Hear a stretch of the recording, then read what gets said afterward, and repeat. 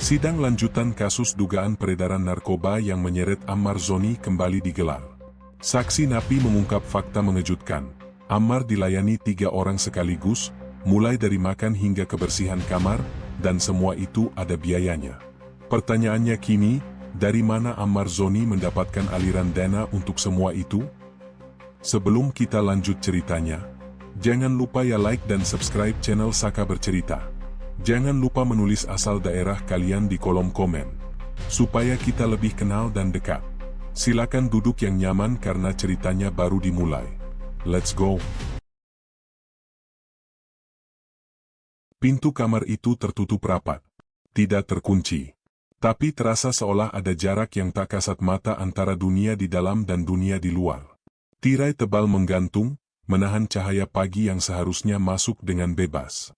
Udara di dalam ruangan terasa berat, seperti menyimpan terlalu banyak cerita yang tidak pernah diucapkan dengan suara keras.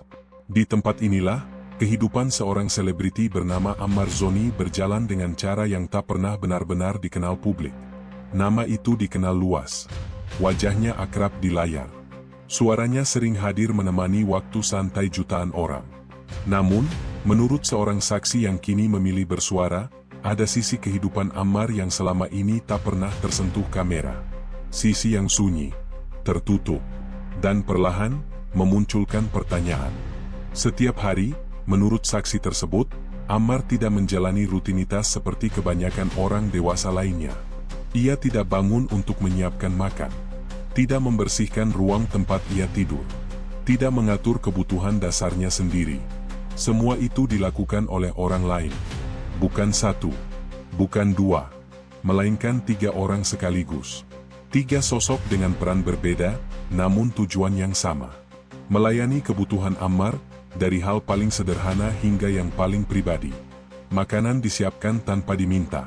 Kamar dibersihkan tanpa ia harus beranjak. Barang-barang pribadinya dirapikan dengan urutan yang sudah dihafal di luar kepala.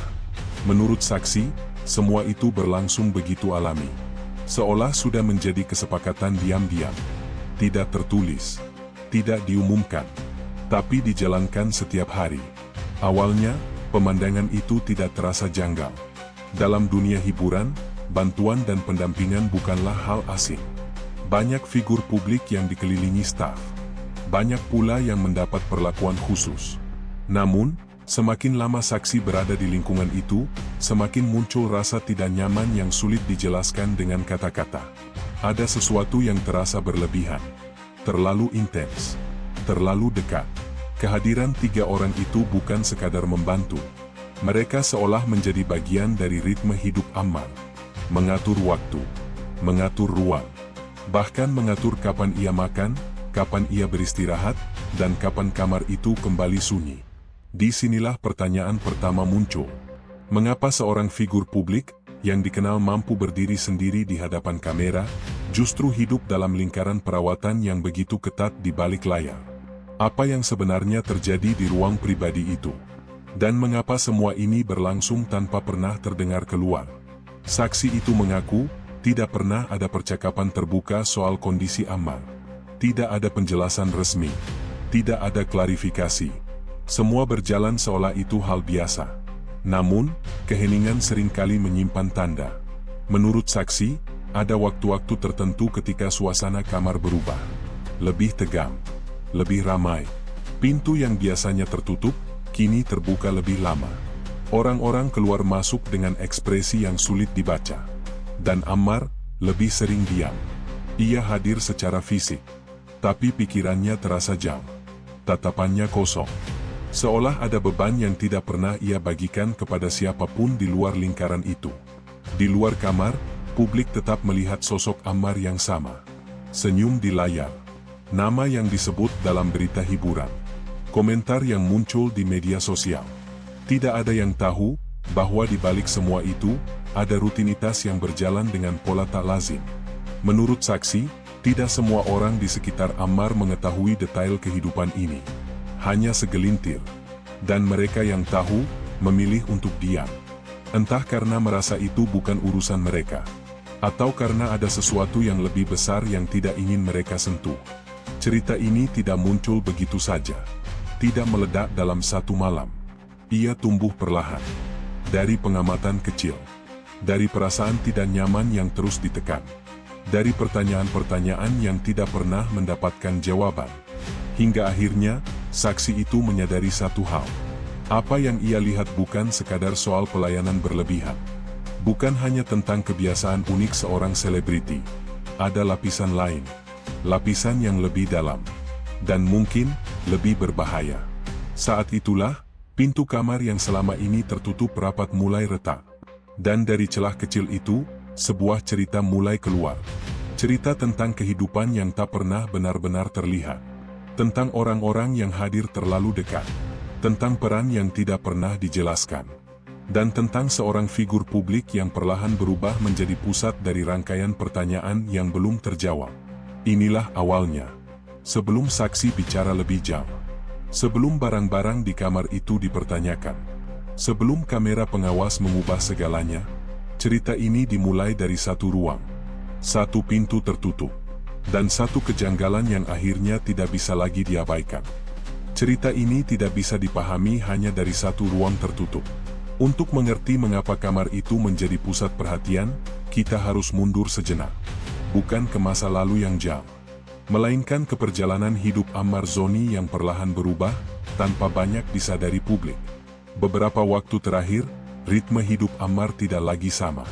Aktivitasnya berkurang. Kemunculannya di ruang publik menjadi lebih jarang. Jikapun terlihat, selalu ada jeda. Selalu ada jarak. Menurut orang-orang di sekitarnya, Ammar terlihat lebih lelah. Lebih tertutup. Dan lebih bergantung pada lingkungan terdekatnya. Disinilah lingkaran itu mulai terbentuk. Awalnya, kehadiran orang-orang yang membantu Ammar dianggap wajar. Seorang figur publik memang sering membutuhkan pendamping. Ada tekanan pekerjaan. Ada sorotan media. Ada tuntutan untuk selalu tampak baik-baik saja. Namun, menurut saksi, bantuan itu perlahan berubah menjadi ketergantungan. Bukan hanya soal logistik. Bukan hanya soal kenyamanan. Tapi tentang kendali. Saksi menggambarkan, bagaimana jadwal Ammar mulai diatur oleh orang lain. Jam makan ditentukan. Waktu istirahat dipantau. Bahkan keputusan kecil, seperti kapan membuka tirai atau kapan pintu kamar dikunci, seringkali tidak lagi berada di tangannya sendiri. Semua dibungkus dengan alasan perhatian, kepedulian, dan perlindungan. Namun di balik itu, muncul satu pertanyaan yang terus mengganggu. Siapa sebenarnya yang memegang kendali atas kehidupan Ammar saat itu? Lingkaran orang-orang di sekitarnya semakin menyempit. Tidak semua bisa masuk. Tidak semua boleh bertanya. Menurut saksi, ada semacam aturan tak tertulis. Jangan terlalu ingin tahu. Jangan mencampuri. Jangan membuka pembicaraan yang bisa membuat suasana berubah. Dan Ammar mengikuti alur itu. Ia jarang membantah. Jarang menolak. Jikapun terlihat tidak nyaman, ekspresinya cepat disamarkan. Seolah ia telah terbiasa hidup dalam pola yang tidak lagi ia pilih sepenuhnya.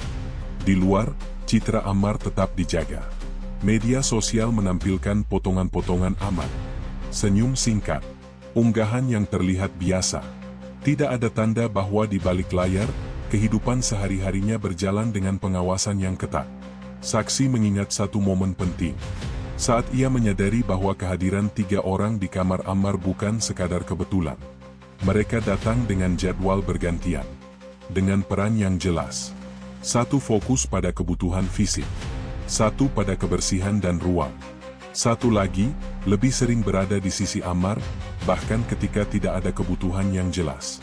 Menurut saksi, orang ketiga ini berbeda. Lebih dekat. Lebih sering berbicara pelan. Lebih sering berada di kamar saat pintu tertutup. Dan dari sinilah, suasana mulai terasa berubah. Kamar yang sebelumnya terasa seperti tempat istirahat, perlahan berubah menjadi ruang yang penuh ketegangan tak terlihat. Ada percakapan yang terhenti saat orang lain masuk. Ada tatapan yang saling mengingatkan untuk diam. Ada jeda-jeda panjang yang terasa berat. Saksi tidak pernah mendengar penjelasan langsung dari Ammar. Tidak pernah ada pengakuan. Tidak ada keluhan terbuka. Namun, diamnya Ammar justru menjadi sinyal yang paling kuat. Dalam dunia hiburan, banyak cerita tentang kelelahan mental dan tekanan psikologis. Tapi yang terjadi di sini, menurut saksi, terasa berbeda. Ini bukan hanya soal tekanan dari luar, melainkan pengaruh dari dalam. Orang-orang yang seharusnya menjadi tempat aman, justru menjadi bagian dari sistem yang sulit dipahami. Seiring waktu, saksi mulai memperhatikan detail-detail kecil. Barang-barang yang berpindah tempat. Benda-benda yang tidak pernah ia lihat sebelumnya. Dan yang paling mencolok, perubahan sikap orang-orang di sekitar Ammar ketika topik tertentu muncul.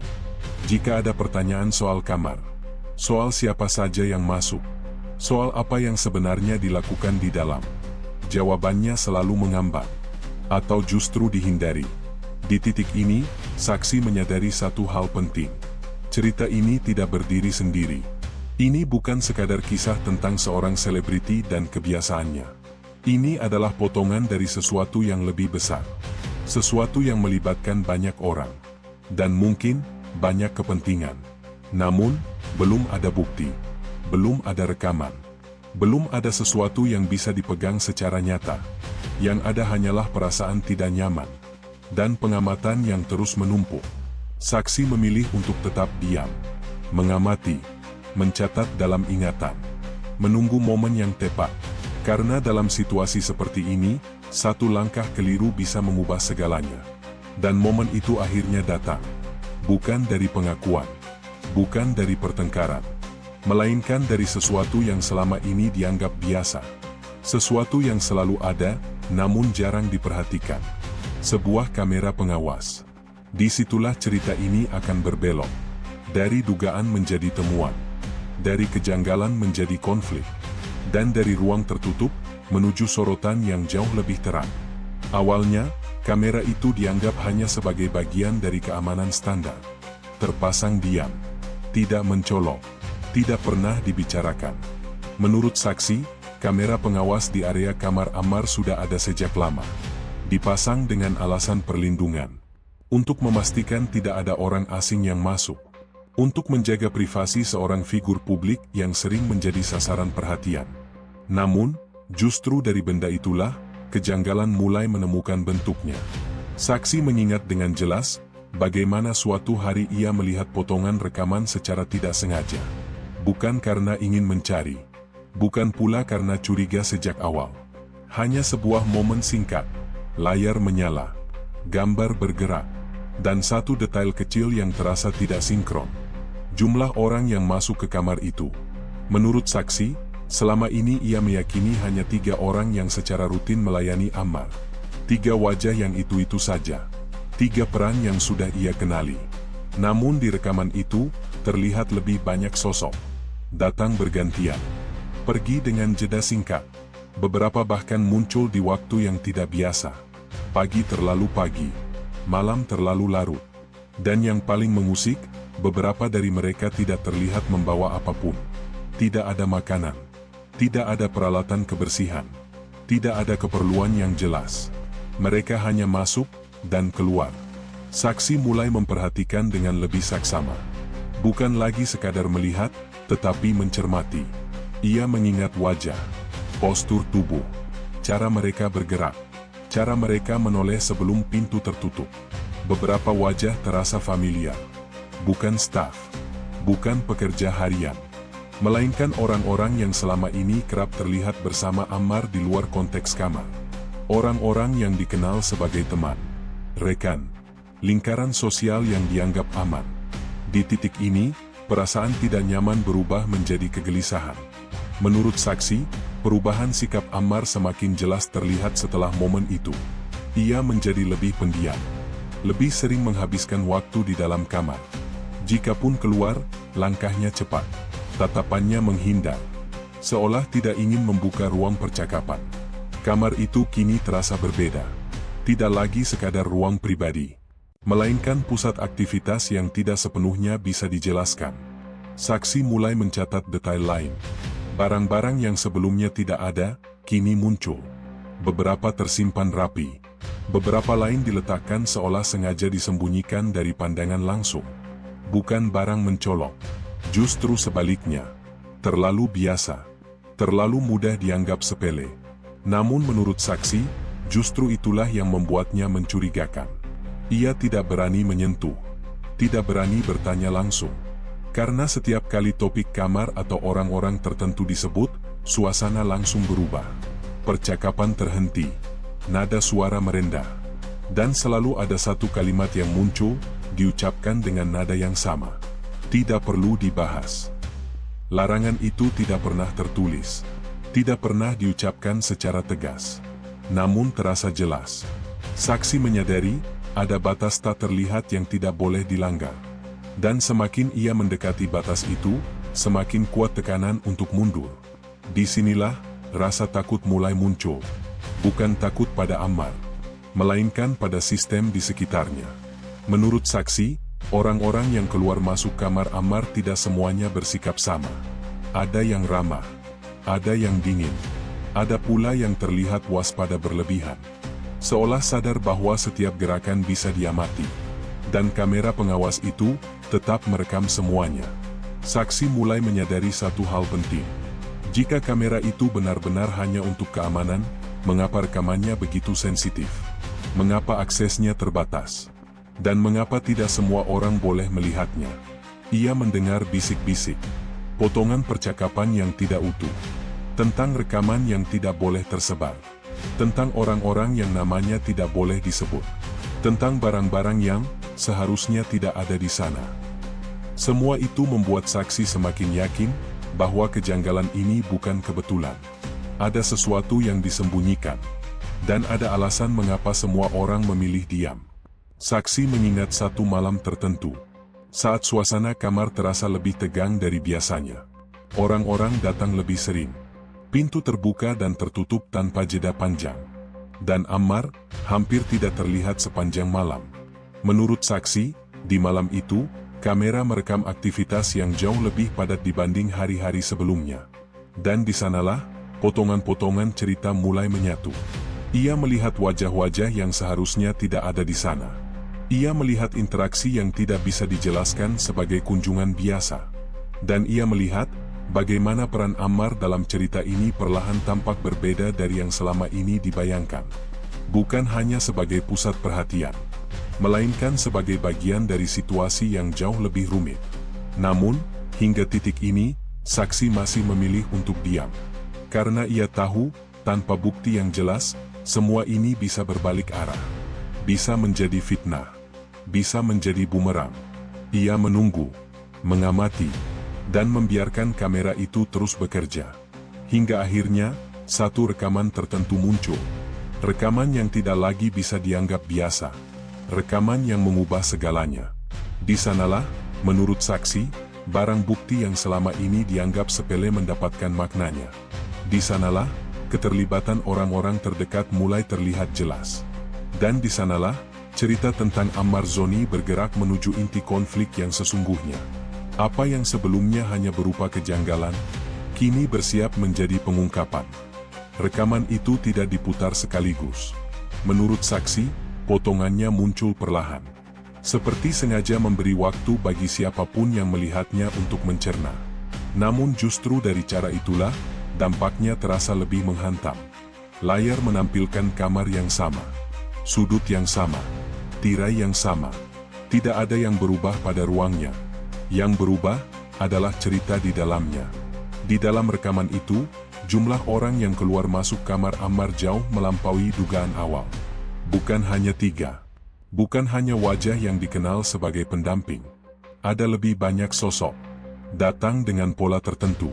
Pergi dengan durasi yang hampir seragam. Menurut saksi, disinilah ia menyadari satu hal penting. Ini bukan kunjungan acak. Ini adalah rangkaian aktivitas. Beberapa orang terlihat masuk tanpa membawa apapun. Beberapa lainnya membawa tas kecil. Tidak besar. Tidak mencolok. Namun selalu sama bentuknya. Tas itu tidak pernah dibuka di depan kamera. Tapi selalu keluar dalam kondisi berbeda dari saat masuk. Saksi menyebut, di titik inilah barang-barang yang sebelumnya dianggap biasa mulai memiliki arti. Benda-benda kecil yang ditemukan di kamar Ammar, yang awalnya tampak tidak berbahaya, kini, dalam konteks rekaman, menjadi potongan penting dari cerita yang lebih besar. Dan lalu, muncul wajah-wajah yang mengejutkan.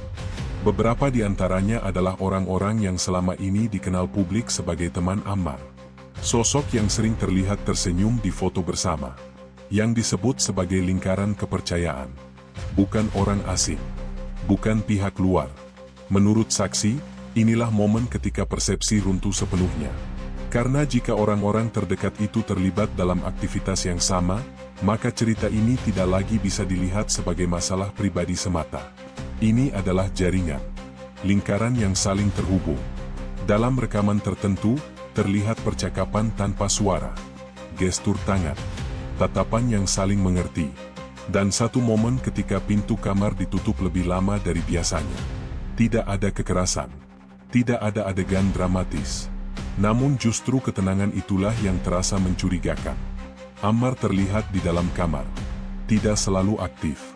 Tidak selalu menjadi pusat pergerakan. Dalam beberapa potongan, ia hanya duduk. Diam. Membiarkan orang lain bergerak di sekitarnya. Menurut saksi, ini adalah bagian paling sulit untuk diterima. Karena disinilah posisi Ammar menjadi kabur. Apakah ia pengendali? Ataukah justru berada dalam situasi yang tidak sepenuhnya ia kuasai? Rekaman lain menunjukkan momen ketika beberapa orang masuk hampir bersamaan. Aktivitas berlangsung cepat, terkoordinasi, seolah setiap orang tahu perannya masing-masing. Tidak ada percakapan panjang, tidak ada kebingungan, dan kamera merekam semuanya. Saksi menyebut, saat melihat keseluruhan rangkaian itu, satu dugaan besar muncul. Bahwa barang bukti yang ditemukan di kamar Ammar bukanlah benda tunggal, melainkan bagian dari rangkaian yang lebih luas. Skandal yang tidak berdiri sendiri. Skandal yang melibatkan lebih dari satu nama. Dan mungkin, lebih dari satu kepentingan.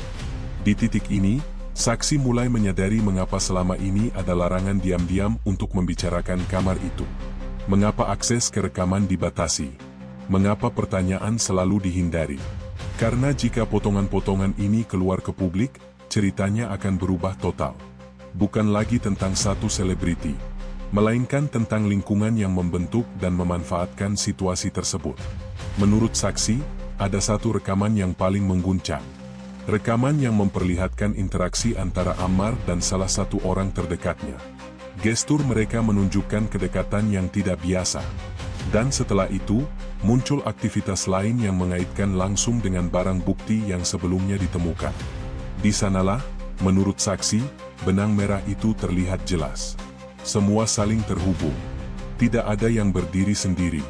Namun, hingga saat ini, semua itu masih berada dalam ranah kesaksian dan rekaman yang belum dipublikasikan secara resmi. Belum ada pernyataan terbuka. Belum ada konfirmasi dari pihak terkait. Yang ada hanyalah fakta bahwa rekaman itu eksis. Dan bahwa isinya cukup untuk mengubah cara pandang siapapun yang melihatnya. Saksi menyebut, setelah rekaman itu dilihat, suasana berubah drastis. Orang-orang menjadi lebih waspada. Percakapan semakin dibatasi. Akses semakin diperketat. Seolah semua menyadari, bahwa rahasia ini tidak akan bisa disimpan selamanya. Di titik inilah, cerita Ammar Zoni mencapai puncaknya. Bukan karena sensasi, melainkan karena kompleksitasnya. Seorang figur publik, lingkaran terdekat, barang bukti, dan kamera yang tidak pernah berbohong. Apa yang selama ini terlihat sederhana, kini terbuka sebagai rangkaian peristiwa yang saling terkait. Dan pertanyaan terbesar pun muncul, siapa sebenarnya yang diuntungkan dari semua ini? Dan siapa yang selama ini membayar harganya? Setelah rekaman itu diketahui keberadaannya, suasana tidak pernah benar-benar kembali sama. Menurut saksi, perubahan terasa hampir seketika. Tidak meledak, tidak gaduh, tapi perlahan, mengeras. Orang-orang yang sebelumnya bergerak bebas mulai membatasi diri. Percakapan dipersingkat, pertemuan menjadi lebih jarang. Dan setiap kali nama Ammar disebut, selalu ada jeda sebelum jawaban keluar. Seolah semua orang berhati-hati, memilih kata, dan mengukur risiko dari setiap kalimat. Lingkaran di sekitar Ammar menyempit lebih jauh. Beberapa wajah yang sebelumnya sering terlihat, mendadak menghilang. Tidak lagi muncul di ruang yang sama. Tidak lagi terlihat keluar masuk kamar. Menurut saksi, Mereka tidak pergi dengan penjelasan. Mereka hanya tidak datang lagi. Di sisi lain, Ammar sendiri terlihat semakin tertutup. Aktivitasnya berkurang drastis. Kehadirannya di luar kamar menjadi singkat dan seperlunya. Ia tidak lagi banyak berbicara. Tidak lagi merespons dengan ekspresi yang mudah dibaca.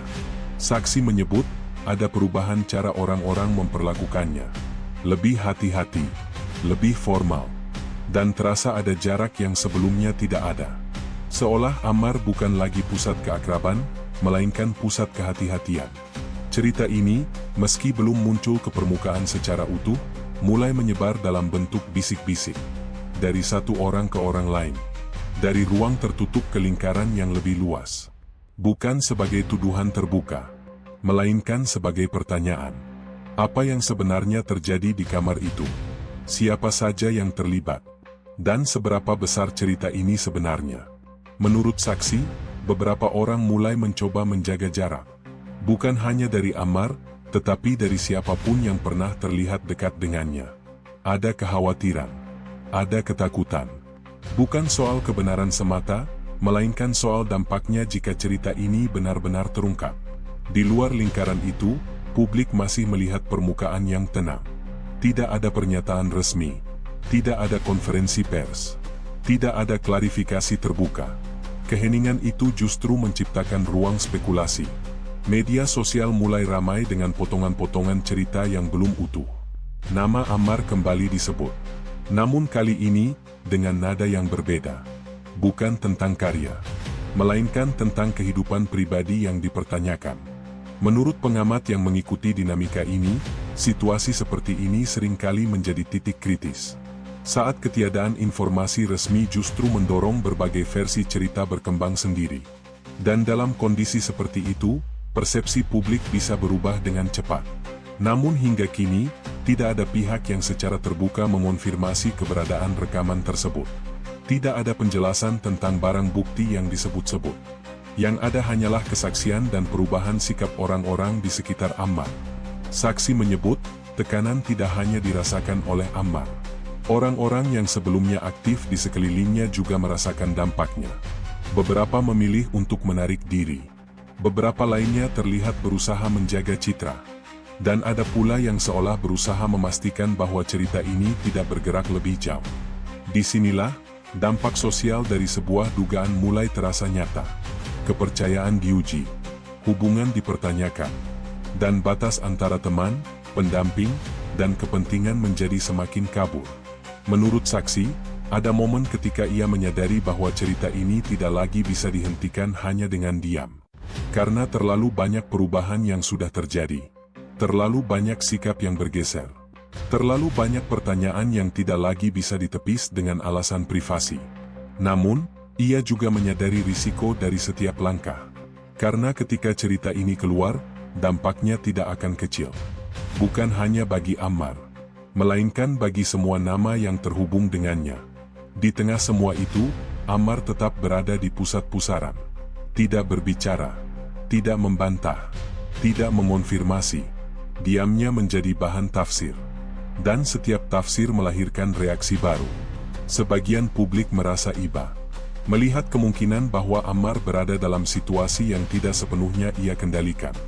Sebagian lainnya mulai bersikap kritis. Mempertanyakan peran dan tanggung jawabnya. Dan ada pula yang memilih menunggu. Menahan penilaian. Menunggu fakta yang lebih jelas. Cerita ini, menurut saksi, kini berada di fase yang paling rapuh. Satu langkah ke depan bisa menjadi pengungkapan besar. Satu langkah ke belakang bisa membuat semuanya menguap tanpa kejelasan. Yang pasti, gelombang reaksi sudah terlanjur bergerak. Dan meski belum mencapai puncak, arahnya tidak lagi bisa diubah dengan mudah. Disinilah, cerita ini bersiap memasuki babak berikutnya. Bukan lagi tentang apa yang terjadi di balik pintu tertutup, melainkan tentang apa yang akan dilakukan ketika pintu itu akhirnya dibuka. Pintu kamar itu kini tetap tertutup. Tirai tebal masih menahan cahaya pagi yang seharusnya masuk bebas. Namun, yang terjadi di dalam ruang itu, dan yang tertangkap kamera pengawas, telah keluar. Tidak sepenuhnya, tidak secara resmi, Tapi cukup untuk membuat siapapun yang melihatnya merasakan guncangan yang sama seperti yang dirasakan saksi pertama kali. Dalam dunia hiburan, banyak yang percaya bahwa layar kaca hanya menangkap permukaan. Senyum, sorotan lampu, panggung, popularitas. Namun di balik layar, kehidupan berjalan dengan cara yang jauh berbeda. Dan Ammar Zoni, selama ini dikenal sebagai sosok mandiri dan terbuka, menunjukkan bahwa realitas jauh lebih kompleks. Kehidupan seorang selebriti bukan hanya soal penampilan. Bukan hanya tentang sorotan kamera. Bukan pula tentang pujian penggemar. Kadang, ia adalah ruang yang penuh aturan tak terlihat, ketergantungan diam-diam, dan lingkaran yang menutup diri dari dunia luar. Menurut saksi, perubahan terbesar adalah pada cara orang-orang di sekelilingnya bergerak. Mereka yang dulunya hadir dengan spontan, kini lebih berhati-hati, lebih terukur, lebih waspada. Setiap percakapan memiliki jeda, setiap gerak memiliki makna, dan setiap tatapan menyimpan pertanyaan yang tidak dijawab. Keheningan itu bukan kosong, ia penuh arti, ia penuh tekanan, dan ia menyimpan rahasia yang lebih besar daripada yang terlihat di permukaan. Saksi mengingat satu momen ketika semua orang yang biasanya bebas bergerak, tiba-tiba berubah sikap. Mereka yang terlihat ramah, menjadi dingin. Mereka yang dulunya percaya diri, kini mengukur setiap kata. Bahkan benda-benda di kamar yang sebelumnya tampak biasa, kini menjadi simbol dari keterlibatan yang lebih kompleks. Barang bukti yang ditemukan di ruang itu, awalnya tampak sepele. Kini, dalam konteks rekaman, menjadi kunci dari pertanyaan yang lebih besar. Siapa yang terlibat, siapa yang diam, dan siapa yang memegang kendali. Efek sosial dari situasi ini perlahan meluas. Lingkaran pertemanan dan profesional Ammar berubah. Beberapa yang dulunya dekat, memilih untuk mundur. Tidak ada pengumuman. Tidak ada alasan resmi. Mereka hanya menghilang dari pola kehidupan sehari-hari. Ini menciptakan lapisan baru dalam cerita. Tidak hanya tentang dugaan dan kejanggalan, tetapi juga tentang kepercayaan, loyalitas, dan bagaimana hubungan manusia diuji ketika rahasia mulai terlihat. Di sisi publik, cerita ini menimbulkan gelombang yang berbeda-beda. Ada yang merasakan simpati, membayangkan tekanan yang dihadapi Ammar dalam keseharian yang selama ini tersembunyi. Ada yang curiga, mempertanyakan peran dan tanggung jawab figur publik dalam menjaga diri dan orang-orang di sekitarnya. Dan ada yang menunggu, menahan penilaian, sambil berharap fakta yang lebih jelas segera muncul. Saksi menyebut, di titik ini, semua orang terpaksa menyesuaikan diri. Ammar tetap di pusat perhatian. Tidak berbicara. Tidak membantah. Diamnya sendiri menjadi ruang tafsir. Dan setiap tafsir menimbulkan gelombang baru. Cerita ini, menurut saksi, juga mengajarkan satu hal penting, bahwa privasi adalah hal yang rapuh, bahkan bagi seseorang yang terlihat kuat di layar kaca.